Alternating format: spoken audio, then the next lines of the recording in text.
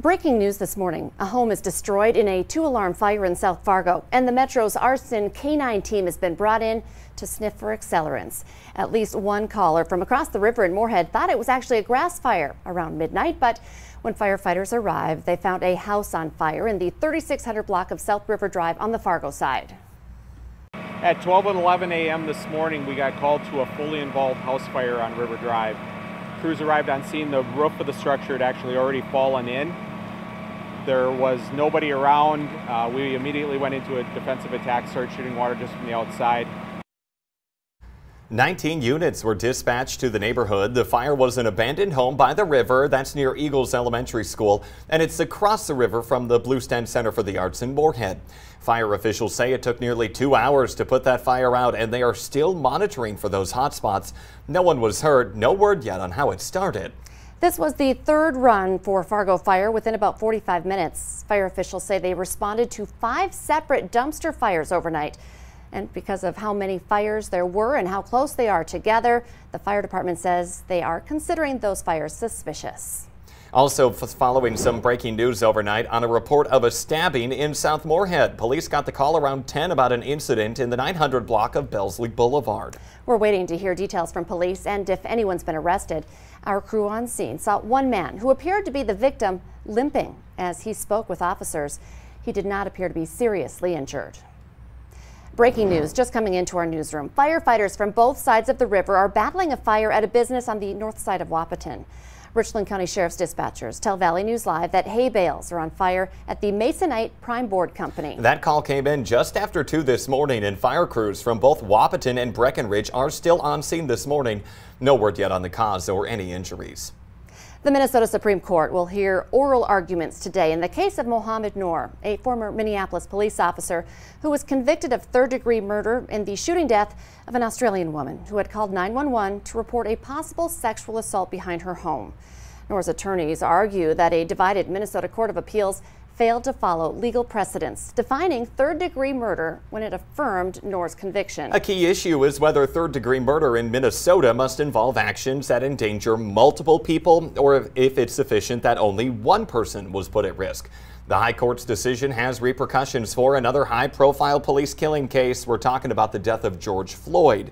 Besides second-degree murder, former Minneapolis police officer Derek Chauvin is also convicted of third-degree murder. 10 minutes before 7 in the morning, and it's already almost 80 degrees. Let's check in with Summer. I know that's what people sound like. That's just that heavy sigh. It's warm and it's humid. We're waking up in Fargo to a mostly cloudy sky. Here's a live look at our Luther Family Ford sky cam. Not a lot of sunshine to start our day, but at least we're not dealing with rain here in Fargo. But the Northern Valley still seeing some showers and thunderstorms. Grand Forks, a little thunderstorm just moving in on the east side of the Red River Valley, but the thunder and lightning continuing to move up into Canada. Meanwhile, we're relatively quiet across the Southern Valley, just seeing those mostly cloudy skies. Current conditions in Fargo, 77 degrees, but feeling like 79 already. Look at that humidity value, 71%. And in Grand Forks at this hour, 69 degrees, nice calm wind, and the humidity at 87%. The humidity is higher across the northern Red River Valley, where we're seeing some of that rain falling. 75 in Fergus Falls at this hour, 69 in Bemidji and Brainerd, 65 in Baudette, 70 in Jamestown, 73 in Oaks, 66 in Devil's Lake, and already at 81 degrees to start your day down in Sisseton. But yeah, look at these relative humidity values. Feeling warm and sticky. 83% is the humidity in Detroit Lakes and in Wadena, 73% in Oaks, 78% in Valley City.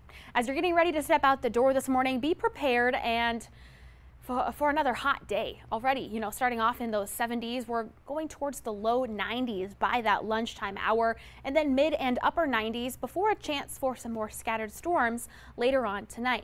A look at your afternoon forecast for around the 4 o'clock hour shows lots of 80s and 90s, so be prepared to beat the heat yet again. We could see those heat index values in the triple digits both today and tomorrow. Now in your hour-by-hour forecast, those storms continue to lift off to the north, bringing us a partly cloudy, a bit of a breezy day as well, helping to pump in some more moisture. And then a cold front It's going to be moving through later on tonight after the dinner time hour, and this is where we could see an isolated strong to severe storm across northern Minnesota before we clear things up overnight. The Storm Prediction Center has us highlighted across northern Minnesota and the northern Red River Valley in a level 1 risk out of 5 for hail around a quarter size and wind gusts between 40 and 60. Stronger severe storms expected Thursday afternoon and evening way out west. And we can see some of those thunderstorms track to the east into our neck of the woods by Friday morning. And then behind that cold front, guys, we're going to cool things down back into the 80s. High pressure for the weekend brings abundant sunshine, and then temperatures warming back up to near 90. Okay, looks like a hot July forecast here in June. Right. Thank you, Summer. Yeah. New this morning, people are piling on in support of a Moorhead priest who is resigning to get help for alcoholism. Father Larry Delaney is now posting on Facebook saying that he is leaving St. Joseph's to seek inpatient treatment after he says he relapsed over the weekend. Father Delaney apologized to parishioners and asked for their forgiveness. He says he plans to re-enter parish ministry after treatment. The Fargo School Board has voted to censure one of their own for refusing to wear a face mask while in a district facility, as required by the district's policy to combat COVID. In a memo filed by the school board president, Rebecca Knutson, Benson failed to wear a mask during the April 27th meeting and on multiple other occasions. Benson was given the opportunity to submit medical paperwork for a mask exemption, but that was declined. On Monday, Benson argued the policy was against federal law, but the school board president said the issue is about more than simply not wearing that mask.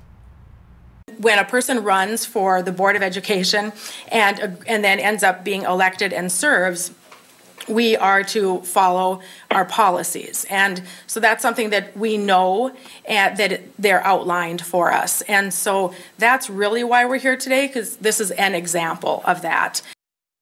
The censure means the board did not approve of Benson's actions. She remains a full participant, however, of the board. A 15-year-old girl is being treated for injuries suffered when she was hit by a car while riding her bike in South Moorhead. It happened around 8:30 last night at 1002 10th Street South. The details of what happened aren't being released, but the car's windshield was smashed and an ambulance had taken off with its lights and sirens on. No word yet on the extent of their injuries. A motorcyclist is hurt after being hit by a car in South Fargo. This one happened at 45th Street and 13th Avenue South around 8 o'clock last night. Debris was blocking the entire city intersection. That call came in as a vehicle that had T-boned a motorcycle.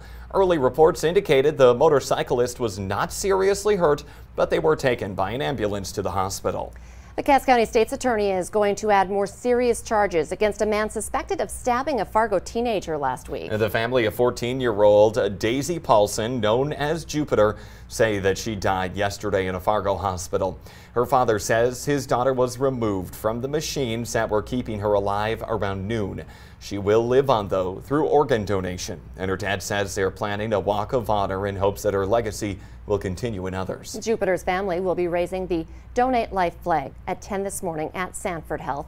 The flag raising is a tradition for the families of organ donors to honor their loved ones. Now, a little background on this case. Police were initially called to the parking lot behind Party City along 13th Avenue South in Fargo last Friday morning around 7. That after a city garbage truck driver reported seeing a man with one hand on the girl's nose and another on her throat. Video surveillance shows the attack lasted about 25 minutes before the man took off running. And now police later arrested the suspect, Arthur Coley, who told them that he suffers from mental health issues and that he had used meth the afternoon before and he had not slept since using it. It is back after COVID. And it's socially delicious. So we are talking about Happy Harry's Rib Fest at the Fargo Dome. And that's where we find the Valley Today's Brian Sherrod. He joins us with a live preview, and I'm guessing you've done some taste testing by now. Well, good morning, Jordan and Lisa, and that's right, I have done some taste testing, which you can never have too many ribs this early in the morning. And the best part is I'm here with Dan Johnson to talk even more about what to expect. Thank you again for being here with me this morning. I see you brought a gift with us for this hour. Absolutely. I brought you some ribs with a little brisket, let you taste a different style of cooking. I think you'll enjoy it. You know, we, again, kiss it with smoke, hug it with sauce, and light it with fire. It's always good. Perfect. So when it comes to you guys putting the ribs together and cooking, I guess what kind of preview or what kind of preparation does it take for you to cook and get ready for this event? Well, we cook low, we cook slow. We normally cook ribs for about 5 to 5.5 hours, briskets and pork butts for 14 hours. We put them on yesterday for today. So it takes a long time to cook your briskets, a long time to cook your pork butts, not quite as much time to cook the ribs. So like we were mentioning before, you know, they weren't able to have the event last year, but they're having it this year. I guess how excited are you to be able to serve your food to the area? Excited, very, very excited. It's always a pleasure to come back here. It's always a great show. People come out to support it. It's always exciting. If you're going to start a season, this is the best way to do it with Fargo. Perfect. I definitely love that. And you were telling us a bit about your really awesome sauce that you have coming that has like a little bit of a kick. I guess tell us a little bit about that. Well, I got a mild sauce. I've won best sauce in America with 9 times. And I got a thermonuclear sauce to improve your cardiovascular system, your sinus, your pancreas, and your colon, less than 32 seconds. Got a sign of release of liability, be 21 years of age and less than 7 months pregnant to even try it. Woo. So if you got the nerve and you're daring enough, try it. You pay twice. I absolutely love that. Thank you so much for being here with me this morning. And you know what, Jordan and Lisa, I'm going to bring that exact sauce to you guys, and you have to let me know how you take it. I don't need any colon cleanse this morning, Brian. We do not need that. But you know what, Brian, can you open up that box? Let's see what's inside that. I wanted to get a look at those ribs that we have this morning. Can we see what that food is looking like there? Yeah, we can show you. We're definitely going to show you a little preview of how they look. Yeah, let's do that. Let's get her open there and see. Ooh. Look good, don't they? Oh, delicious. That right there. That's worth Breakfast of champions. It really is, and you can head on out there. All day starts today. Brian Sherrod reporting live there. Tough job this morning, thank you. And it is $5 to get in. Gate admission does also get you into the concerts later on. Warrant tonight. Full lineup on our VNL News app. Let's get the answer now to our question of the morning on Facebook. That question today is: 1/3 of families say they have this in common. The answer: they have never had a family reunion. Odd, it is family reunion season right now. It really is. Maybe go to Ribfest today. Have your family reunion there. The Today Show on CBS This Morning just about to start. Valley Today, it rolls on. Follow us for more news and weather on the Fargo CW. Have a great Wednesday.